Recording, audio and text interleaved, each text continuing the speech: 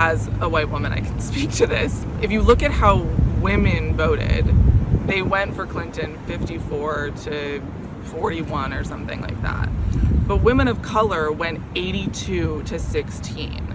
And white women went for Trump. And I think when it all netted out, it was like, a 2-point difference or whatever it was. But we have to reckon with that. We have to know that that is a group of people, like we are a group of people that need to move in the right direction. And we can't always look to women of color to save our democracy. It's just not, it's not fair, and it's not possible anymore. Like we have to all unite behind this cause. I think when we look at 2016, when we look at even 2020, the willingness to take ownership of your own power in these spaces and also speak up and say, like, there's a reason that when you go into the voting booth, it's a private experience. And I would love people to really think about their values.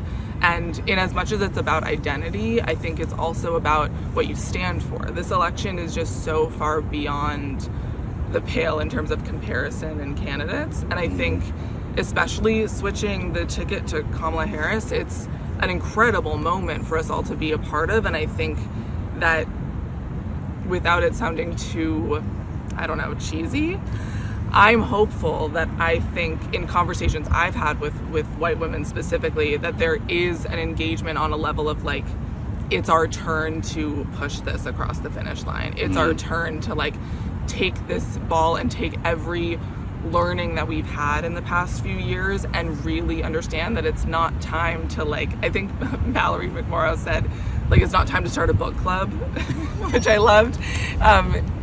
It's time to activate our communities. It's time to make them show up and vote. It's time to phone bank. It's time to do the things to actually win this instead of just sitting in a space of needing to learn more. It's time to really do something. I think that after Dobbs, a lot of women, particularly white women, realized that they weren't as protected as they thought they were.